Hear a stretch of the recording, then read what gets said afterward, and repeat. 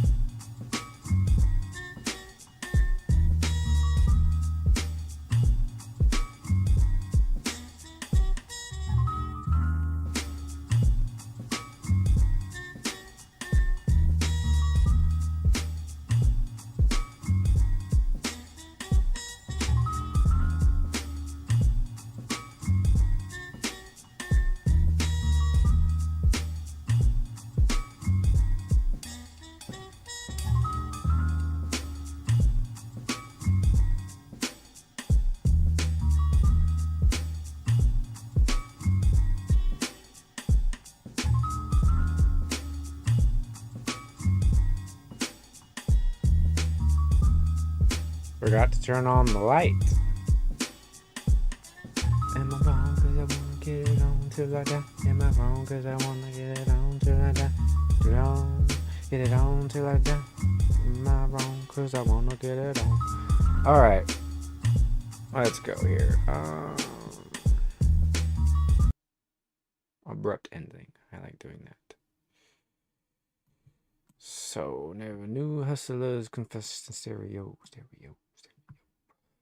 Okay. Let's continue.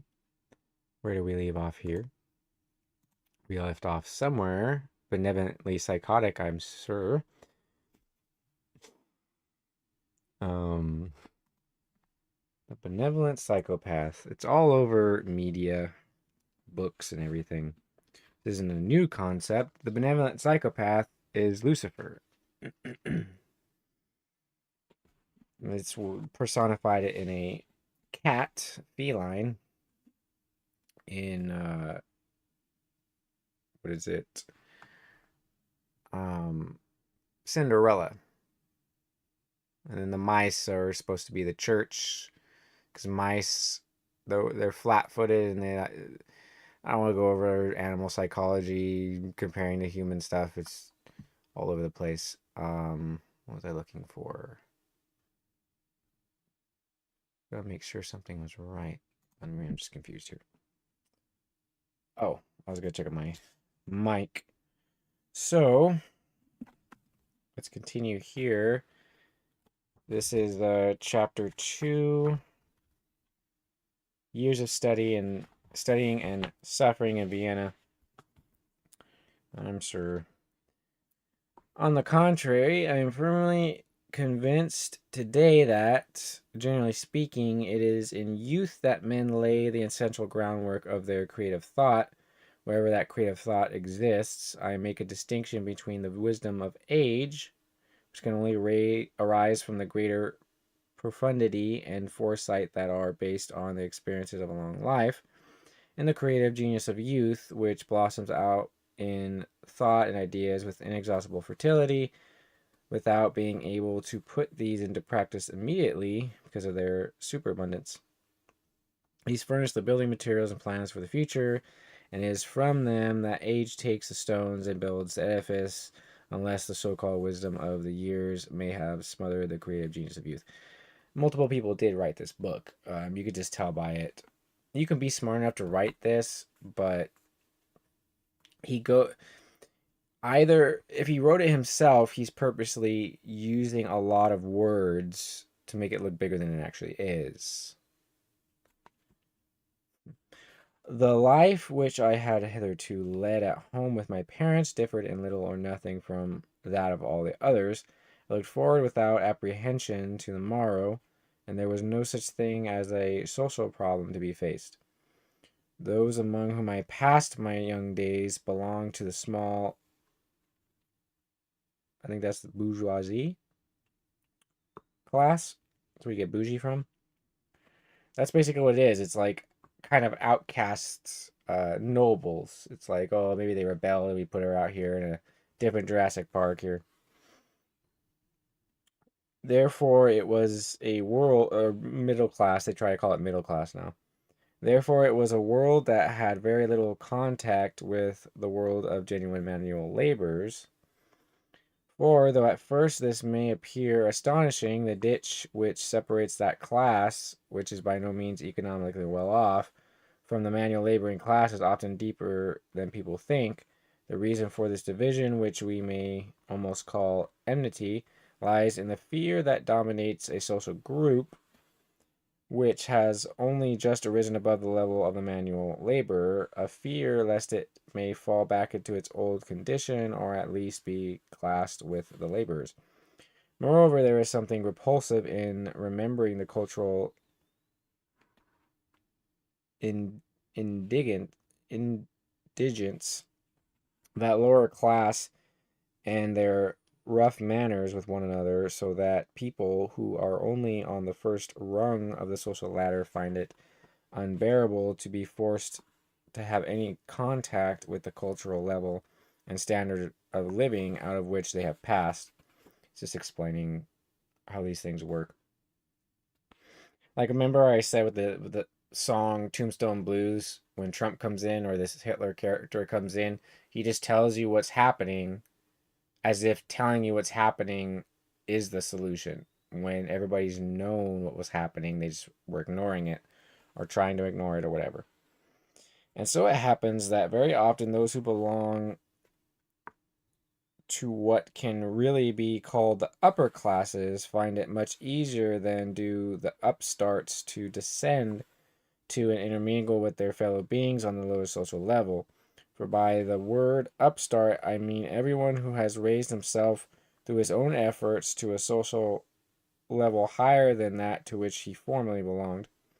In the case of such a person, the hard struggle through which he passes often destroys his normal human sympathy. That's what he tells himself. His own fight for existence kills his sensibility for the misery of those who have been left behind. You see how it's becoming more and more materialistic, less and less Semitic. He can have a Hittite nose, try to fool people, but he's not Semitic. That's why he goes after them. Real Semitic, though. That's why a lot of Freemasons were uh, terminated in the World Wars, because they are Shem and Japheth mixed. A lot of them. It's not because of Freemasonry at all. It's just that's what they gravitate towards psychologically. From this point of view, fate had been kind to me. Circumstances forced me to return to that world of poverty and economic insecurity, allegedly, above which my father had raised himself in his early days, and thus the blinkers of a narrow, petite bourgeoisie education were torn from my eyes. I think that's how you pronounce it. I think I've heard it pronounced that way. Because it's like some weird word. See, they have like weird languages comes from these doppelganging people. Now, for the first time, I learned to know men and learned to distinguish between empty appearances or brutal manners and the real inner nature of the people who outwardly appeared thus. Yeah, it's just a natural thing that a mind can do. He's just trying to get you, he's trying to tell you the natural processes of coming to conclusions, but then every time he describes to you something that's already been written down thousands of times, he imprints his image into it, which is what Trump does and all kinds of politicians. It's Cain, it's Tubal Cain. At the beginning of the century, Vienna had already taken rank among those cities where social conditions are iniquitous. Dazzling riches and loathsome destitution were intermingled with violent contrast. Look up Weimar Republic. In the center and in the inner city, one felt the pulse beat of an empire which had a population of 52 millions, with all the perilous charm of the state made up of multiple nationalities. And the dazzling splendor of the court acted like a magnet on the wealth and intelligence of the whole empire, and this attraction was further strengthened by the dynastic policy of the Habsburg monarchy in centralizing everything in itself and for itself. I think I have pictures of the Habsburgs. Let me see if I do. Let's see here. Thought I had some Habsburg somewhere over here.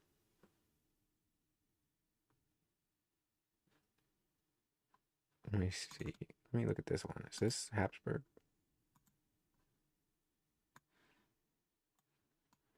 Maybe. Yeah, I think it is. Look at all the eyes. I think this is Habsburgs. Or maybe whoever mixed with them. No, this is like um see Louis the 14th, wasn't he Bourbon? But Bourbon is like mixed with Habsburg in some senses. So just look at how all these people look. This guy right here, Philip the Fourth, if you ever saw that guy who impersonated Trump right when Trump came out, he's called the Trump guy. He had a big giant bottom lip like that, and he imitated Trump. It was funny for about like the first time. That's it, or maybe half the first time. Just look at some of these faces. I've seen a lot of these faces in TV and in different. Oh look, that's the guy. If you saw that Humpty Dumpty cartoon thing from a long time ago, I posted it in the Telegram, and that guy Maximilian the First right there, he looks like the character they called pettifogger. That means somebody who makes a bunch of laws that aren't needed. And that's what he says. He goes, "Oh, I know who you are. You're that guy who makes all those ridiculous laws." He said, "We can get your name inscribed in gold." Oh yeah, Zuckerberg. A lot of people you can see in Habsburg and Bourbon and different lines. FDR was the first Bourbon president. He was related to, like Louis the 14th and those guys, or Louis the 17th. They're all Bourbon though. And Bourbon's mixed with Habsburg and all this weird stuff. You gotta look it up though to understand it. But yeah, Zuckerberg. I've seen people who look like Zuckerberg and their families are in like AI and stuff like that and making AI. It's like, yeah, they're taking the AI from us. Messiah was the AI. The word is the true AI. This is a artificial intelligence. It's an artificial version of it. That's why I called it Adolf Intelligence as a joke, because it's the noble wolf. It's the benevolent psychopath. All right, let's see. This centralizing policy was necessary in order to hold together that hodgepodge of heterogeneous nationalities, but the result of it was an extraordinary concentration of higher officials in the city, which was at once and the same time the metropolis and imperial residence. So remember, the Holy Roman Empire was a lot like America, except it was 250 states, give or take, instead of just 50 states. Always remember the 51st state. But Vienna was not merely the political and intellectual center of Danubian monarchy. Look into that. Danubian. Oh, we're the Black Hebrew Israelites. It's like Nubian and Dan. You're not the only people, though. They try to say they're the only ones, just like the Humpty Dumpty. I am the one, the only white one. They just do it. I am the one, the only black one. It's like wherever you are, they'll just give you some delusion to worship. Okay, the Nubian monarchy. It was also the commercial center on the seas, sitting on the seas. Besides the horde of military officers of high rank, state officials, artists, and scientists, there was the still vaster horde of workers. This is America. It's the same thing with America. Abject poverty confronted the wealth of the aristocracy and the merchant class face to face. Thousands of unemployed loitered in front of the palaces of the Ringstrasse, and below that, via Triumphalis of the old Austria, the homeless huddled together in the murk and filth of the canals. Yeah, so Machiavelli did the same thing, that Machiavellian guy, or Machiavelli. just describing what's happening and then thinking that he's some kind of hero just describing it. It's like, no, it's your duty to describe things and warn other people. It's not some kind of like great thing to boast about. It's your base duty. It's a base duty for a meerkat to sound signals and alarms and look out. It's not something to be impressed by. It's like, oh, it's what his duty is.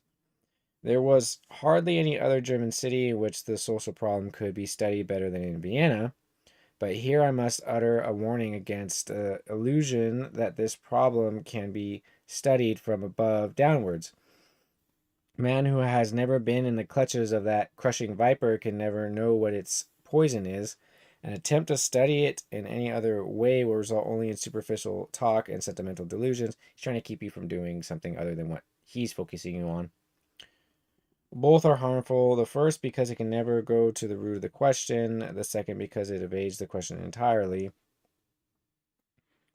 I do not know which is the more nefarious, to ignore social distress, as do the majority of those who have been favored by fortune and those who have risen in the social scale through their own routine labor, it's the boomers, or the equally supercilious and often tactless but always genteel condescension displayed by people who make a fad of being charitable and who plume themselves on sympathizing with the people. That's Trump, Hollywood, politicians in general. The Democrats do that a lot, but both sides do it. Of course, such persons sin more than they can imagine from lack of instinctive understanding, and thus they are astonished to find that the social conscience on which they pride themselves never produces any results, but often causes their good intentions to be resented, and then they talk of the ingratitude of the people. You see how it's just Machiavelli again. That's all it is. But it's interesting to me. Such persons are slow to learn that here there is no place for merely social activities, and that there can be no expectation of gratitude, for in this connection there is no question at all of distributing favors, but essentially a matter of retributive justice. I was protected against the temptation to study the social question in the way just mentioned, for the simple reason I was forced to live in the midst of poverty-stricken people, allegedly. Therefore, it was not a question of studying the problem objectively, but rather one of testing its efforts on myself. Remember, these can be an actual person. They can do this to a veteran, because he becomes a veteran. He served in World War I. So they can do this to a veteran. They do this through like the Oath Keepers, through all kinds of veterans groups that protest. They have like bikers that are veterans. It's all this stuff, and they just form gangs with their perceived authority, self-perceived authority, and self-projected authority. Therefore, it was not a question of studying the problem objectively, but rather one of testing its effects on myself. Through the rabbit came through the ordeal of the experiment. This must not be taken as evidence of its harmlessness. When I try today to recall the succession of impressions received during that time, I find that I can do so only with approximate completeness. Here I shall describe only the more essential impressions and those which personally affected me and often staggered me, and I shall mention the few lessons I then learned from this experience. That time it was for this is why they have scientists in the first place. They'll have scientists like Richard Dawkins or any of these people that favor certain ears favor it more, and there'll be different groups, and so they'll herd and gatekeep people. This is what Hitler's doing. He's just he's claiming to do things scientifically with himself in order for you to feel like you're going on the journey with him. Alex Jones does this. A lot of people on the internet do this, and on TV and stuff like that. At the time, it was for the most part not very difficult to find work, because I had to seek work not as a skilled tradesman, but as a so-called extra hand ready to take any job that turned up by chance, just for the sake of earning my daily bread. Thus, I found myself in the same situation as all those immigrants who shake the dust off Europe from their feet. That's interesting. That's a Semitic thing he's saying. But anyway, with the cast iron determination, that's Pharaoh, to lay the foundations of a new existence in the new world and acquire for themselves a new home. Liberated from all the paralyzing prejudices of class and calling, environment and tradition, they enter any service that opens its doors to them, accepting any work that comes their way, filled more and more with the idea that honest work never disgraced anybody, no matter what kind it may be, and so I was resolved to set both feet in what was for me a new world and push forward on my own road. He starts saying things about America because he's revealing things. He works on behalf of Americanism. That's why he met with the. That's why he went to Jerusalem, because they wanted to start New Canaan for a long time.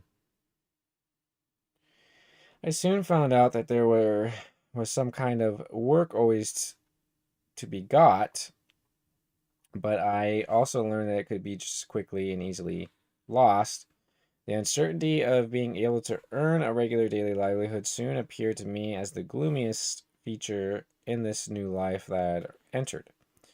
Although the skilled worker was not so frequently thrown idle on the streets as the unskilled worker, yet the former was by no means protected against the same fate, because though he may not have to face hunger as a result of unemployment due to the lack of demand in the labor market, the lockout and the strike deprived the skilled worker of the chance to earn his bread. Here, the element of uncertainty is steadily earning one's daily bread was the bitterest feature of the whole social economic system itself. See, this is just telling you how the unions and different things actually, it's like a shock collar, but because they're fed, they forget the shock collar, I guess. That's kind of what I see in the workers guilds and the unions and stuff. They always use them for ill things. The country lad who migrates to the big city feels attracted by what has been described as easy work, which it may be in reality, and few working hours. He is especially entranced by the magic glimmer spread over the big cities. Accustomed in the country to earn a steady wage, he has been taught not to quit his former post until a new one is at least in sight. This is where they start turning into a Thanos character, and they're like, I'm just going to tell you your horse psychology, but think that because I can tell you that, then I can just mold you into whatever I want. It's like, no. You can't just tell me what's true and then say, oh, now you have to do what I say. You have to believe what I believe. It's a very tricky psychology, I would say. As there is a great scarcity of agricultural labor, the probability of long unemployment in the country has been very small. I don't know at the time. He could be lying, just like these people do. They'll give you some truth, but then they'll cover up certain things.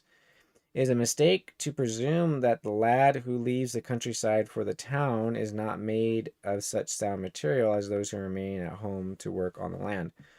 On the contrary, experience shows that it is the more healthy and more vigorous that immigrate. This is a concept in scripture where if you don't uphold the covenants, foreigners will be brought in and they'll be raised above you. So on the contrary, experience shows that there's more healthy and more vigorous people that emigrate and not the reverse.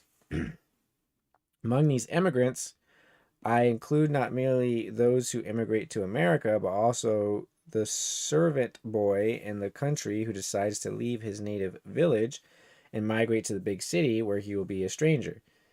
This is why they cut things up into states in the first place. They cut up the so-called Holy Roman Empire into states. They balkanized Balkans. They did the 50 states in the U.S.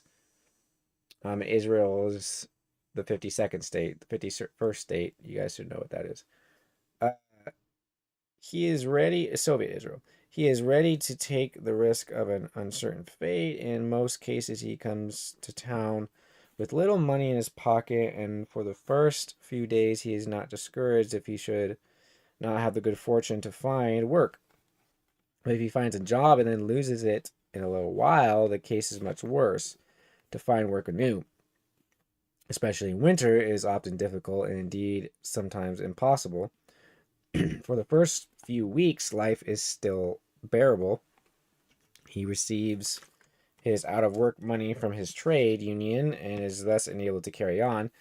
See, they give you the illusion that they're helping you. They put you in the Jurassic Park, the situation that puts you in the bad situation, then they act like they're helping you out of it. It's like that movie where that lady keeps crippling the guy, but then uh, letting him heal and taking care of him, but then crippling him again.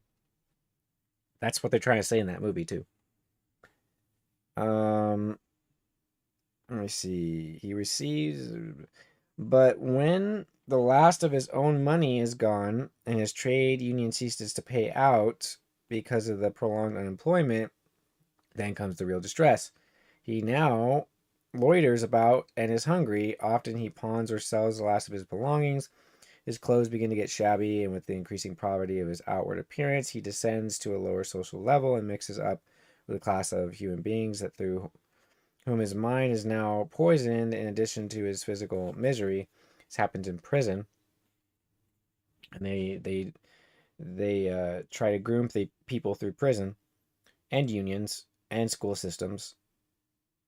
Then he has nowhere to sleep, and if that happens in winter, which is often very often the case, he is in dire distress. See, they've learned how to process these cities, and they just get rid of people as they would garbage. That's how they treat people. So, that usually comes back on their head at some point.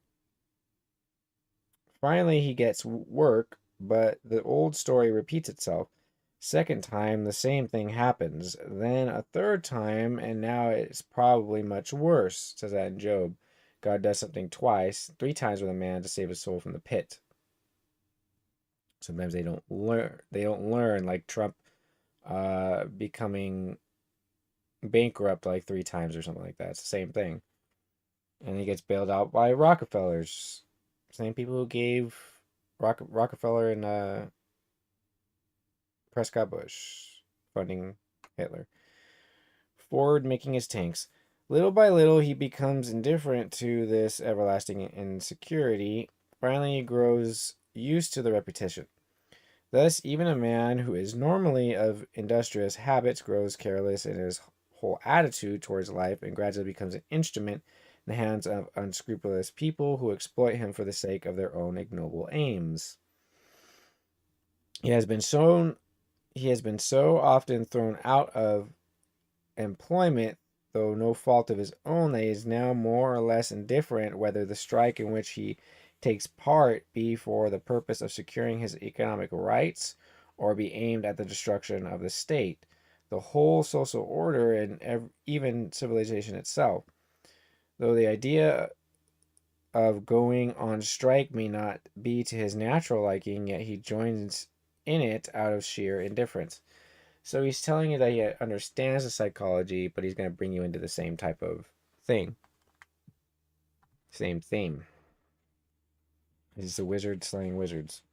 I saw this process exemplified before my eyes in thousands of cases, and the longer I observed it, the greater became my dislike for that mammoth city, which greedily attracts men to its bosom in order to break them mercilessly in the end.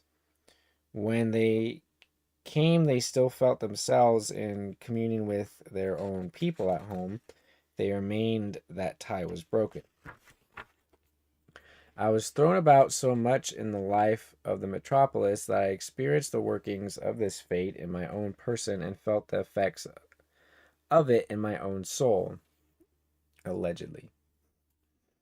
All right, 30-minute mark here. One thing stood out clearly before my eyes. It was the sudden changes from work to idleness and vice versa, so that the constant fluctuations thus caused by earnings and expenditure finally destroy the sense of thrift from a people and also the habit of regulating expenditure in an intelligent way. The body appeared to grow accustomed to the vicissitudes of food and hunger, eating heartily in good times and going hungry in bad. Indeed, hunger shatters all plans for rationing expenditure on a regular scale in better times when employment is again found. The reason for this is that the deprivations which the unemployed worker has to endure must be compensated for psychologically by a persistent mental mirage in which he imagines himself eating heartily once again. Gee, I wonder how they can do this now. And this dream develops into such a longing that it turns into a morbid impulse to cast off all self restraint when work and wages turn up again. Therefore, the moment work is found anew, he forgets to regulate the expenditure of his earnings, but spends them to the full without thinking of tomorrow, is explaining anarcho-capitalism. This leads to confusion in the little weekly housekeeping budget because the expenditure is not rationally planned. When the phenomenon which I mentioned first happens, the earnings will last perhaps for 5 days instead of 7. On a subsequent occasion, they will last only for 3 days as the habit recurs. The earnings will last scarcely for a day, and finally they'll disappear in one night of feasting. It's crazy. Often there are wife and children at home, and in many cases it happens that these become infected by such a way of living, especially if the husband is good to them and wants to do the best he can for them and loves them in his own way and according to his own lights. It's a very interesting way of saying that. Then the week's earnings are spent in common at home within 2 or 3 days. The family eat and drink together as long as the money lasts, and at the end of the week they hunger together. Then the wife wanders about furtively in the neighborhood, borrows a little, and runs up small debts with the shopkeepers in an effort to pull through the lean days towards the end of the week. This is just what happens when you research history. They sit down together to the midday meal with only meager fare on the table, and often even nothing to eat. They wait for the coming payday, talking of it and making plans, and while they are thus hungry, they dream of the plenty that is to come, and so the little children become acquainted with misery in their early years. This is how like the first parts of this book really do sound like America, because this man is promoting Americanism. He's exposing it while promoting it. That's what Trump does. It's all kinds of people do. Let me show this really quick because I like to show things in between. And I'll probably show them more than one time at various times. But here is Queen Victoria's line. So Victoria, look at the phenotype. Prince Albert, look at his phenotype. Princess Alice, look at the eyes. Edward the Seventh there. Alexandria of Denmark. And this woman of Denmark looks a lot like, looks kind of like Lucille Ball. Just a bit more Slavic or Semitic or Hittite, whatever it is. This guy looks kind of like Jean-Claude Van Damme, but more Germanic with a beard. Looks a lot like Jean-Claude Van Damme, by the way. George V reigned from 1910 to 1936. Interesting. Mary of Teck. I've seen that face before. Princess Victoria of Hesse by Rhine. I've seen these phenotypes. Let's see here. 1936 to 1952. So George VI. Shush. The Sixers reigned from Hitler's rise to power, World War II, to the end of World War II. This guy, Edward the VIII reigned in 1936. He's the one that abdicated. I can show you that. Wallace Simpson. So the Simpsons, he even looks similar. She looks like exactly what Marge Simpson is supposed to look like in real life. If you just put the tall hair on her. Wallace Simpson. Princess Margaret. Anthony Armstrong Jones. Look at these phenotypes. Keep them in mind. Memorize them. Oh, Jesus. Lady Sarah Armstrong Jones. I've known people who look like that in America. There's Charles III. That's the one who... Charles III is the one right now. Lady Diana Spencer. Think of Diana and everything surrounding that. Princess Anne. Look at the phenotypes of these people. Mark Phillips. This guy looks like he's related to Gavin Newsom. This guy next to Princess Anne looks kind of like a couple actors. Prince Andrew, Duke of York. Oh, I've seen a couple people look like that guy. He's the guy getting in trouble. Sarah Ferguson. Remember when I said the name Ferguson, but they are doppelgangers of the Fergusons. Prince Edward. Oh, look at these kids. I've seen that little kid before. James. That little kid right there. I've seen that phenotype. Wow, look at this. Very interesting. Look at Michael Tyndall. It's a very, very interesting phenotype there. Meghan Markle. She even looks like Katniss, the character they got to play Katniss. They probably did it on purpose. Yeah, Prince Harry and Meghan Markle is probably what they're trying to make you think the Hunger Games are about. William, Prince of Wales. Looks like that creepy guy from CNN. Kate Middleton. Looks like a couple stars. Let's see here. Samuel Chato. Chato literally means like a little ugly pug nose. Or it could mean Chet, like sin to miss the mark. Prince George of Cambridge. That kid almost has like the eyes of that Life with Louie guy, Louis Anderson. Okay, look at these kids. Oh, look at the baby. Archie Mountbatten Windsor. Look at these kids. Oh, Savannah Phillips. I've seen that phenotype. Oh, look at the baby. August Brooksbank. Oh. Oh man, oh look at that. Look at Sophie Rise Jones. I've seen that phenotype. You gotta look at this. When they say Zig Heil, they say Heil Victory. He could be putting encoding Victoria here. Look at this line. In case you wanna... Well, I'm gonna post these on the Telegram in a more organized way later on. Right. 40-minute mark. Let's see. 40-minute mark. And then that'll be it for the fourth part. At the hour. At the last minute here. Often there are wife and children at home. In many cases, it happens that these... Oh, never mind. I already said that. But the evil culminates when the husband goes his own way from the beginning of the week and the wife protests simply out of love for the children. And then there are quarrels and bad feelings, and the husband takes to drink according as he becomes estranged from his wife. He now becomes drunk every Saturday, fighting for her own existence and that of the children. The wife has to hound him along the road from the factory to the tavern in order to get a few shillings from him on payday.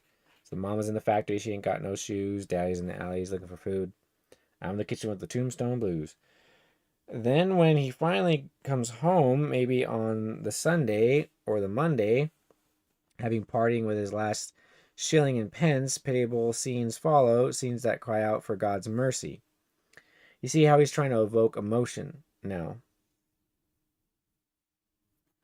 Because we saw the results. We got to remember when these people are lying because they don't give credit where credit's due. They thank heaven and not God. They don't ask God for forgiveness like Trump. All these signs. I have had actual experience of all this in hundreds of cases, he claims. At first, I was disgusted and indignant, but later on, I came to recognize the whole tragedy of their misfortune and to understand the profound causes of it. They were the unhappy victims of evil circumstances. Housing conditions were very bad at the time. The Vienna manual laborers lived in surroundings of appalling misery. I shudder even today to think of the woeful dens in which people dwelt, the night shelters in the slums, and all the tenebrose spectacles of odor, loathsome filth, and wickedness. He's just piling up words again. Because if you don't have emotion, you have to pile up a bunch of words to make it sound like you really care about something. What will happen? See, all he's doing is taking all the pieces that they compartmentalize everything into and putting it into one, and then claiming because he did that, you owe him something and that you should believe what he believes. What will happen one day when hordes of emancipated slaves come forth from these dens of misery to swoop down on their unsuspecting fellow men?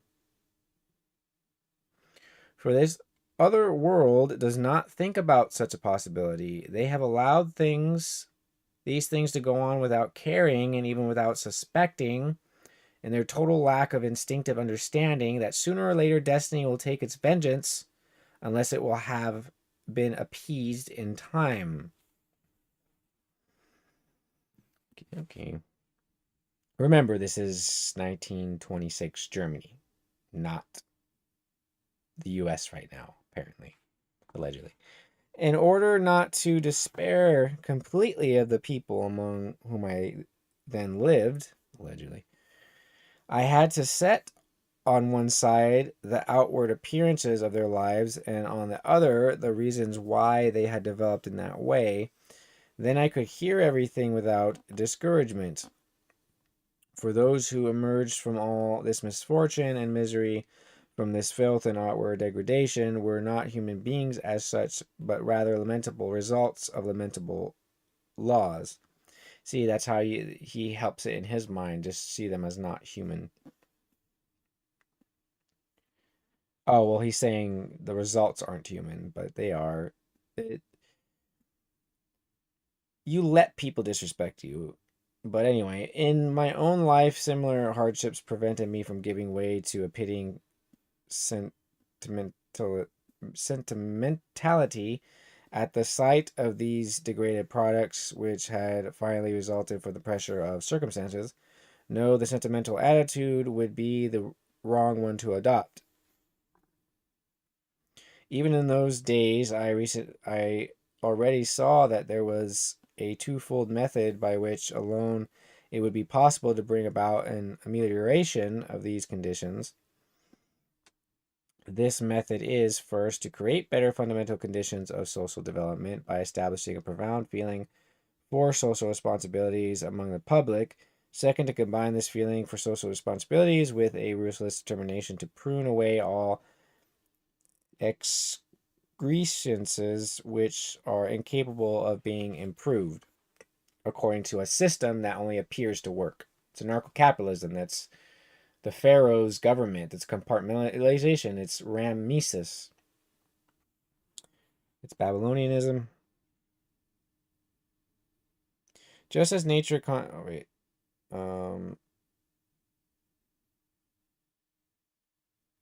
just as nature concentrates its great attention not to the maintenance of what already exists, but on the selective breeding of offspring in order to carry on the species, that applies to animals and things that aren't given conscious laws and reasonings. That's what you give to robots. So in human life, also in his view, it is less a matter of artificially improving the existing generation, which, owing to human characteristics, is impossible in 99 cases out of 100, and more a matter of securing from the very start a better road for future development. So he's already sort of hinting because they want to get rid of a lot of genetics. So he's trying to even tell him, oh, the only way they possibly do it is if they all get wiped out. It's like, yeah, but that just happens naturally through their entropy that comes from luxury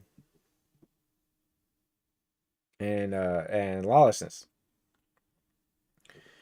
You're not supposed to do it. Like the only time it ever technically happened, it wasn't even what people accuse it of, and it was God commanding a cleansing of land. And there's different scripture that point to the different rules applied, so people just don't read them and then they act like they know something. So during my struggle for existence in Vienna, I perceived very clearly that the aim for all social activity must never be merely charitable relief,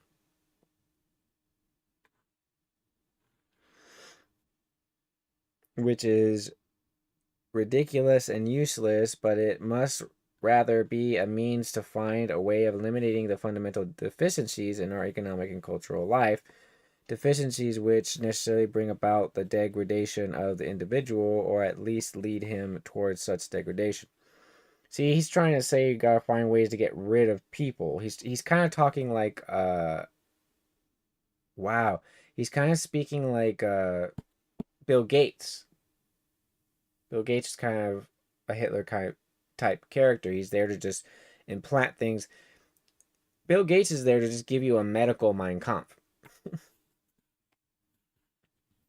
People don't want to go to a stadium if they're going to get disease. So we have to mark everybody. And he laughs about it. The difficulty of employing every means, even the most drastic, to eradicate the hostility prevailing among the working classes towards the state is largely due to an attitude of uncertainty in deciding upon the inner motives and causes of this contemporary phenomenon. The grounds of this uncertainty are to be found exclusively in the sense of guilt which each individual feels for having permitted this tragedy of degradation. For that feeling, paralysis for that feeling paralysis every effort at making a serious and firm decision to act, and thus because the people whom it concerns are vacillating, they are timid and half-hearted, getting polio, and putting into effect even the measures which are indispensable for self-preservation. When the individual is no longer burdened with his own consciousness of blame in this regard, and then and only then will he have that inner tranquility and outer force to cut off drastically and ruthlessly all the parasite growth and root out the weeds. See, they speak like this, they create the problem, and they say the solution is what Cain did. You understand? He just perceives something as weaker. He just perceives something as not being as productive as something else. Everything has its purpose. And he makes everything materialistic. But because the Austrian state has almost no sense of social rights or social legislation, its inability to abolish those evil excrescences was manifest. This is every state goes through this. Every bad state. Every good state takes way, way, way, way longer. I do not know what it was that appalled me most at the time, the economic misery of those who were then my companions, their crude customs and morals, or the low level of their intellectual culture.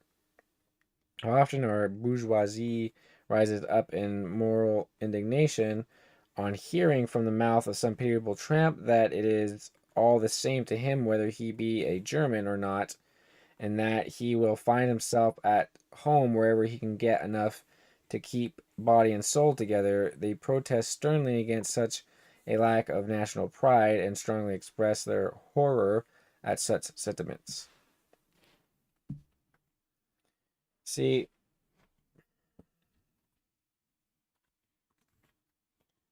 they always make it some kind of idol. Because if you really trace where these Germans came from, you can keep going back. It just trying to make it about blood never really works. That's why I'm saying about the blood only in respect to these people, and genes and genealogy only in respect to these people. I don't think it does really anything, except if you have certain blood, it might make it easier to do things. Like if you have a bloodline of fighters, it's going to be easier for you to fight. That's just how it works. How many people really ask themselves why it is that their own sentiments are better? How many of them understand that their natural pride in being members of so favored a nation arises from the innumerable succession of instances they have encountered which remind them of the greatness of the fatherland and the nation in all spheres of artistic and cultural life? How many of them realize that pride in the fatherland is largely dependent on knowledge of its greatness in all those spheres? Do our bourgeoisie circles ever think what a ridiculous meager share the people have in that knowledge, which is a necessary prerequisite for the feeling of pride in one's fatherland? See, I was just doing the same philosophical thing of, oh, let's all be patriotic. I forgot there was a quote, patriotism is the last bastion of a coward, or something like that.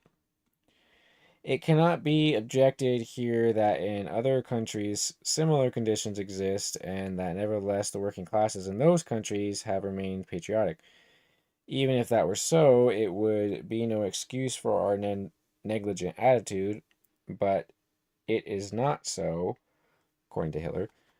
What we call chauvinistic education, in the case of the French people, for example, is only the excessive exaltation of the greatness of France in all spheres of culture, or as the French say, civilization.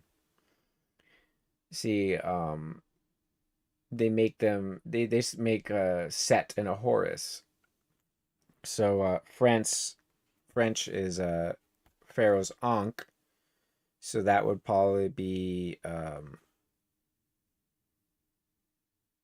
Horus, and then they try to make the people they're doppelganging into Set, and keep doing things and trying to curse his name or reputation until he bursts out and reflects what I had already went in past episodes and told you what Set means. The French boy is not educated on purely objective principles. Whether the importance of the political and cultural greatness of his country is concerned, he is taught in the most subjective way that one can imagine. His education will always have to be confined to general ideas in a large perspective, and these ought to be deeply engraved by constant repetition, if necessary, on the memories and feelings of the people. In our case, however, we are not merely guilty of negative sins of omission, but also of positively perverting the little which some individuals had to look to learn at school. The rats that poison our body politic gnaw from the hearts and memories of the broad masses, even that little which distresses and misery have left. Let the reader try to picture the following. So he's about to give a psychological example, and I'll probably end it with the psychological example he's going to give. There is a lodging and a cellar, and this lodging consists of 2 damp rooms. In these rooms, a workman and his family live, 7 people in all. Let us assume that one of the children is a boy of 3 years. That is the age at which children first become conscious of the impressions which they receive. In the case of highly gifted people, traces of the impressions received in those early years lasts in the memory up to an advanced age. Now it says highly gifted people, but it's actually highly chosen people. And it's not because of their righteousness or anything. They could be righteous, but it's not because of it. It's just because the Most High foreknew that they'd make certain choices, and he uses certain people who make certain choices.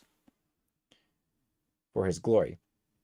Now, the narrowness and congestion of those living quarters do not conduce to pleasant inner relations.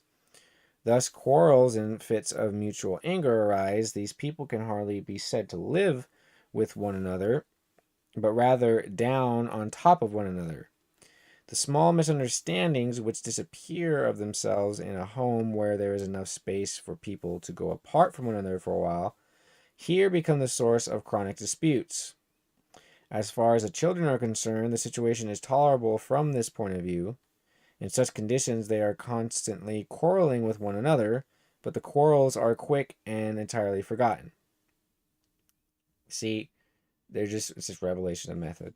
But when the parents fall out with one another, these daily bickerings often descend to rudeness such as cannot be adequately imagined. The results of such experiences must become apparent later on in the children. One must have practical experience of such a milieu so as to be able to picture the state of affairs that arises from these mutual recriminations when the father physically assaults the mother and maltreats her in a fit of drunken rage. At the age of 6, the child can no longer ignore those sordid details, and even an adult would find revolting. Infected with moral poison, bodily undernourished, and the poor little head filled with vermin, the young citizen goes to the primary school. Is like most Americans. With difficulty, he barely learns to read and write. There is no possibility of learning any lessons at home. Quite the contrary. The father and mother themselves talk before the children in the most despairing way about the teacher and the school, and they are much more inclined to insist the teachers than to put their to insult the teachers than to put their offspring across the knee and knock sound reason at them. What the little fellow hears at home does not tend to increase respect for his human surroundings. Here nothing good is said of human nature as a whole, and every institution, from the school to the government, is reviled. Here we go. Whether religion and morals are concerned, or the state and the social order is all the same, they are all scoffed at. When the young lad leaves school at the age of 14, it would be difficult to say what are the most striking features of his character: incredible ignorance, and so far as real knowledge is concerned, or cynical impudence, combined with an attitude towards morality which is really startling at so young an age. What station in life can such a person fill, to whom nothing is sacred? No sacred cows. Who has never experienced anything noble, but on the contrary, comedy, has been intimately acquainted with the lowest kind of human existence, Hollywood. This child of 3 has got into the habit of reviling all authority by the time he is 15. He has been acquainted only with moral filth and vileness, everything being excluded that might stimulate his thought towards higher things. And now this young specimen of humanity enters the school of life. They just tell you. And then it says they're the savior. It's like, okay, but give me your money, right? He leads the same kind of life which was exemplified for him by his father during his childhood.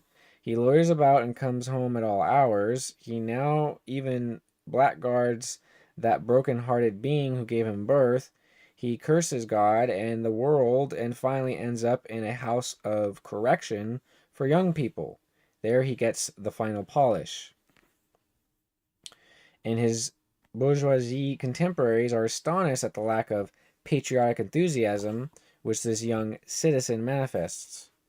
Day after day, the bourgeoisie world are witnesses to the phenomenon of spreading poison among the people through the instrumentality of the theater and the cinema, now the media, gutter journalism, and obscene books, and yet they are astonished at the deplorable moral standards and national indifference of the masses, as if the cinema, bilge, and gutter press, and such like could inculcate knowledge of the greatness of one's country apart entirely from the earlier education of the individual.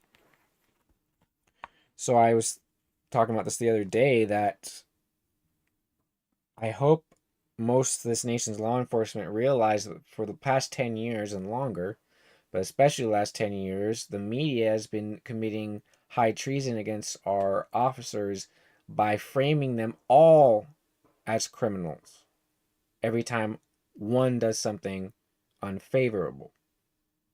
And they all act and do the hands up, don't shoot stuff and all these different things. People don't watch this stuff. It's like, it doesn't matter if they're corrupt or not. They are men who are standing up. They will give birth to men who stand up. And that one could be good or bad, depending on his outside influence, which is the general morality of the community he might become a cop of. Do you understand? The question of nationalizing a people is first and foremost one of establishing healthy social conditions, which will furnish the grounds that are necessary for the education of the individual. For only when family upbringing and school education have inculcated in the individual a knowledge of the culture and economic and, above all, the political greatness of his own country, then only will it be possible for him to feel proud of being a citizen of such a country. He's just trying to reestablish what they figured out in the Civil War in America, that America was a institution, it was a corporate entity. So they sent out a spokesman named Adolf Hitler to be a spokesman for this brave new world, so that people forget and they're like, oh, let's just be patriotic again and try to fix the system that was broken from the beginning and just make it back to the beginning and let it break again. It's like, what? I can fight only for something that I love. I can love only what I respect, and in order to respect a thing, I must at least have some knowledge of it. As soon as my interest in social questions was once awakened, I began to study them in a fundamental way. A new and hitherto unknown world was thus revealed to me. A brave new world, I'm sure. We are at the hour mark on the 4th installment of this one. I think I'm going to change the name every 4. But it's always going to be all roads lead to Rome until I'm done with this reading. But I think the next one is going to be called Romeo and Juliet, because I have a feeling he's going to try to romanticize in the next 4 installments I do on whatever day in the future. It's literally whenever the wind blows kind of thing. So let me start this and play the video I always like to play at the end here. Actually, I like this beginning part. I never knew hustlers confessed in stereo. Yeah. Alright, let's go. Baruch Hashem Yahaval Shaddai. Baruch Hashem Hakadosh Ben Elion Yeshua HaMashiach. Amen. Amen. Shalom, shalom.